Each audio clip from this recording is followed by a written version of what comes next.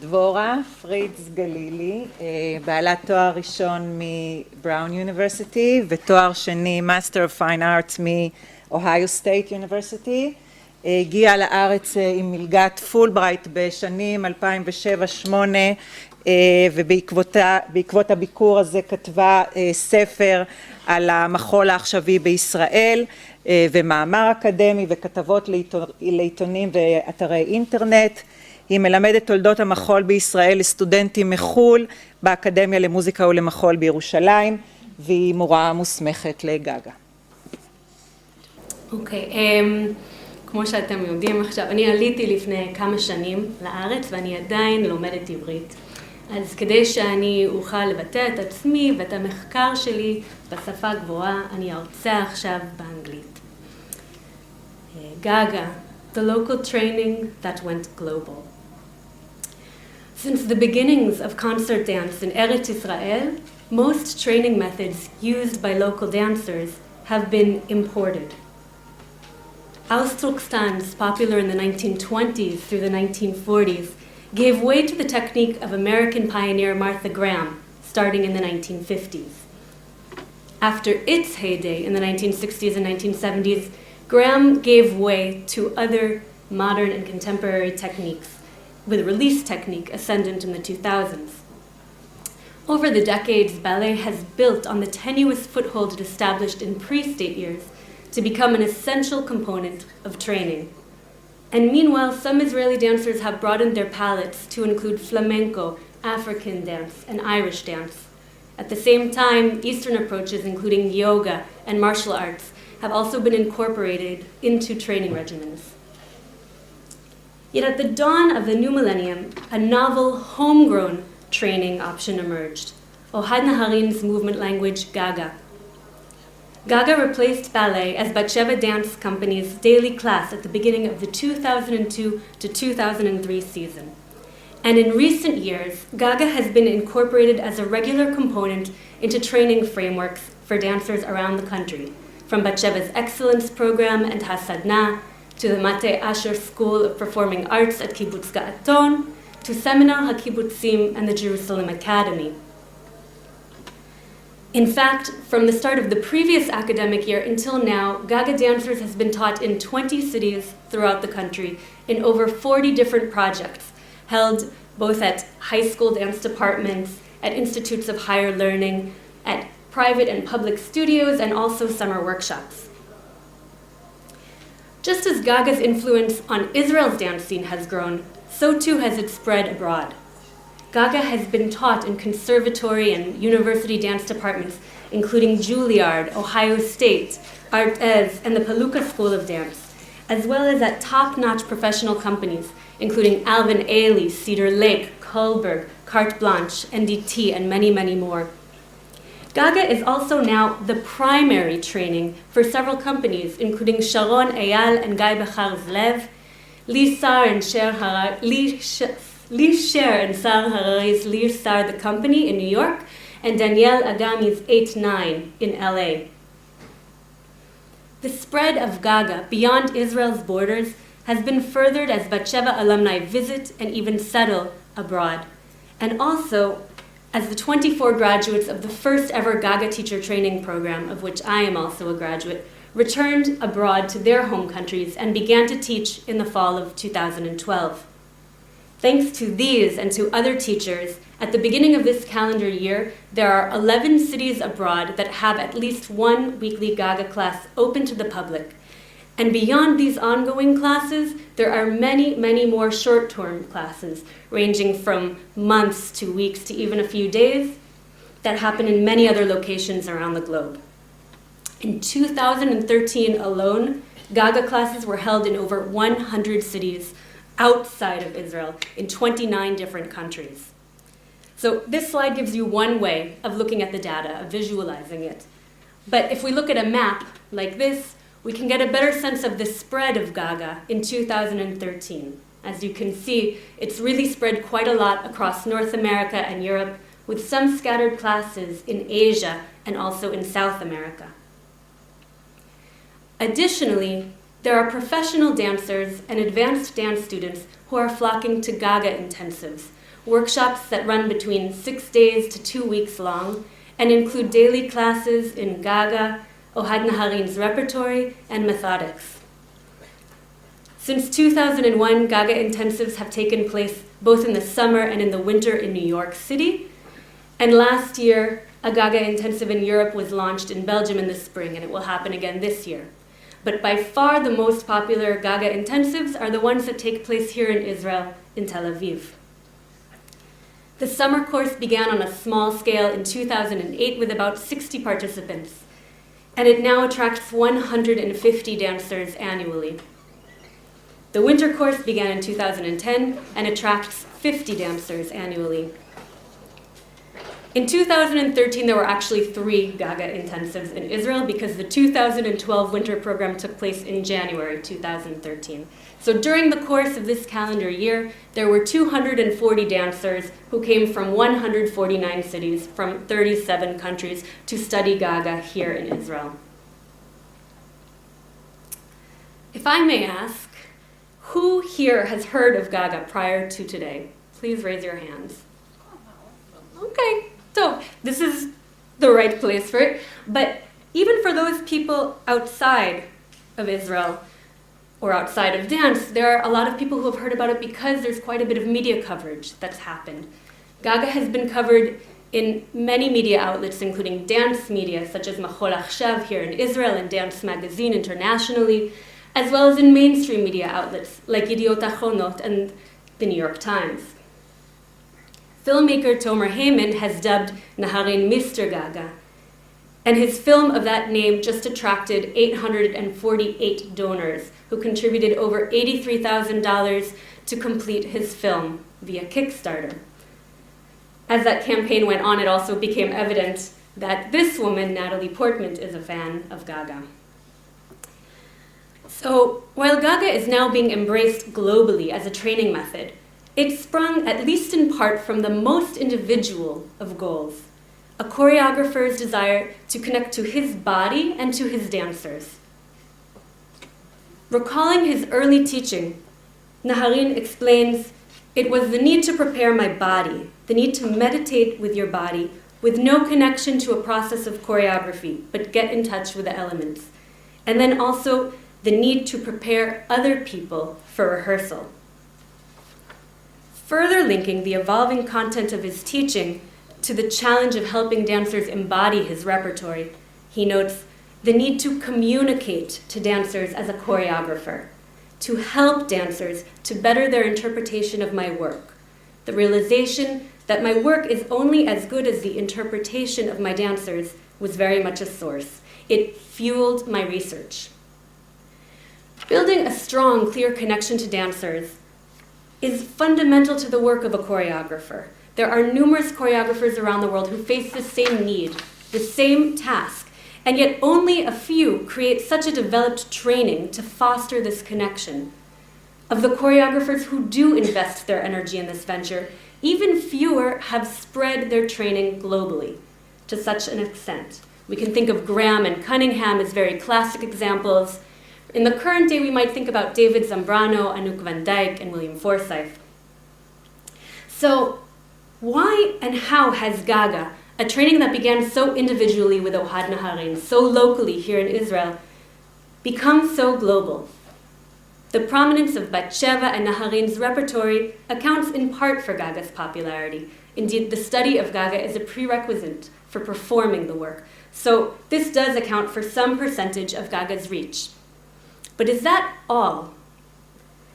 Why are some companies incorporating Gaaga training, even irrespective of the repertoire that they're performing? Why are so many studios and training programs including Gaaga in their offerings? Why are so many dancers flocking to Gaaga intensives and classes? Put differently, these questions ask, what does Gaaga offer dancers? Now, there are many ways to approach this question. We could talk about the central element of workout in Gaaga, which enables dancers to maintain and even improve their physical condition. We could also talk about how Gaaga can enhance the artistry of dancers, However, given the focus of this conference, I want to use my remaining time to consider how Gaaga relates to global training.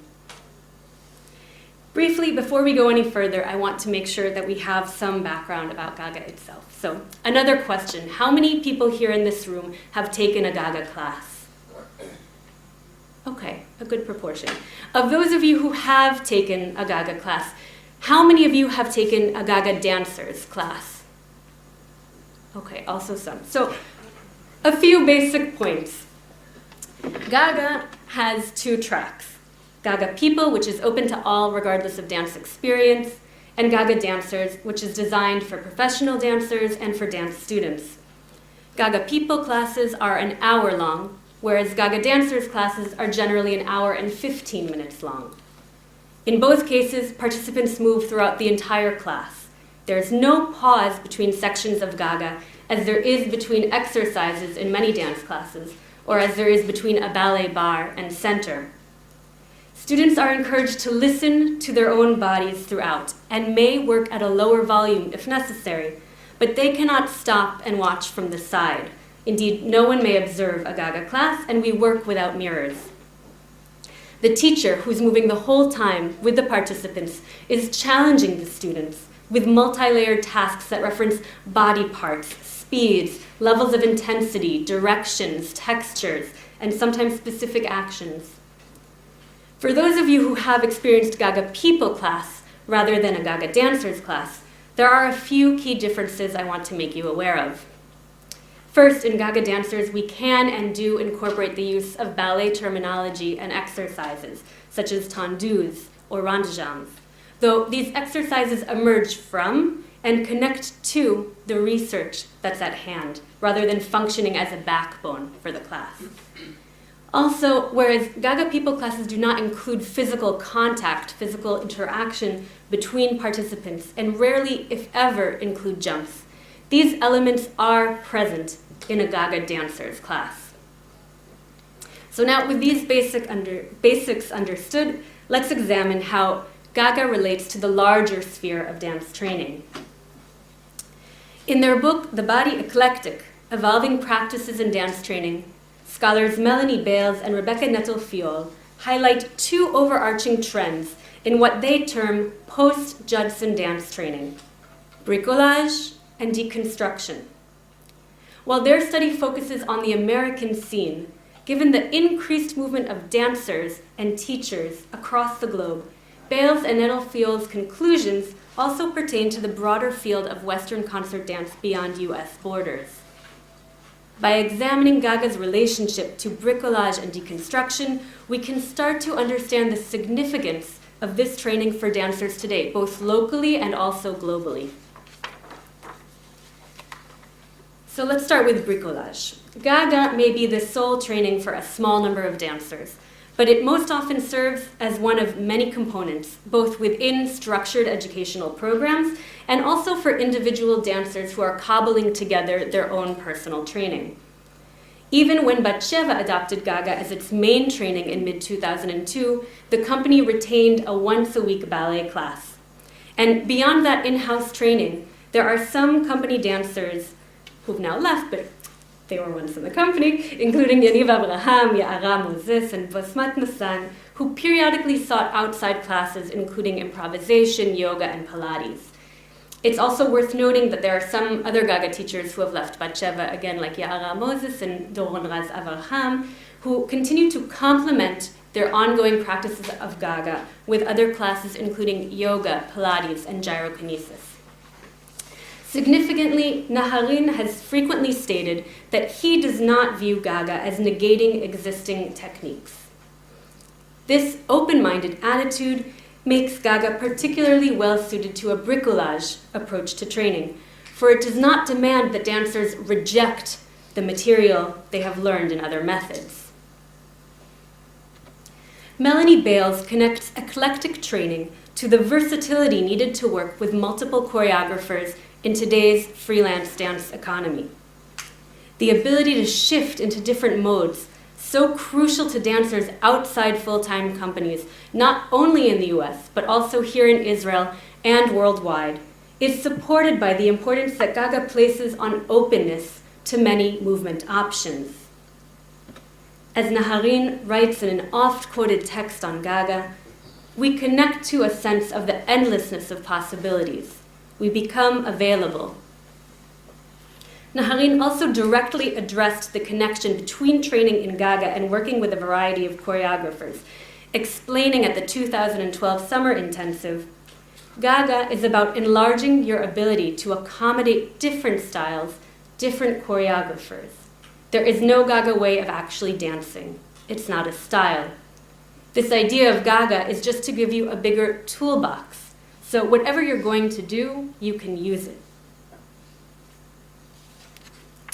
We could unpack this quote at length, and we can question Naharin's assertion that Gaaga is not a style. But due to time constraints, I want instead to hone in on 2 points. First, Naharin's statement reflects Gaaga's aim to eschew a narrowly delineated range of options along several basic dimensions, including not only shape, but also speed, size, texture, and intensity that could be recognized as a style. Accordingly, Gaaga classes encourage dancers to explore many options along these spectrums.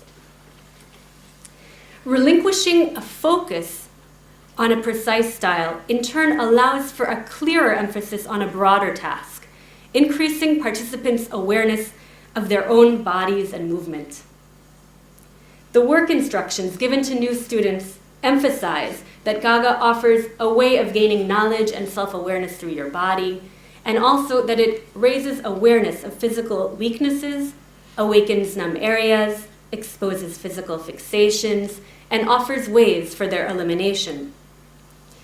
These principles highlight the second point, the idea that Gaaga offers a toolbox. Instead of prioritizing competency in a given style, Gaaga strives to supply its users with a set of tools that can be applied in any technique, rehearsal, performance, even in daily life. This portable toolbox enables Gaaga to fit effectively in an eclectic training approach for dancers from any genre and from anywhere in the world who seek to improve their versatility. So what tools are in this toolbox? Well, many of the tools offered by Gaaga facilitate a process of deconstruction, the second trend in post-Judson dance training that's highlighted by Bales and Edelfiol.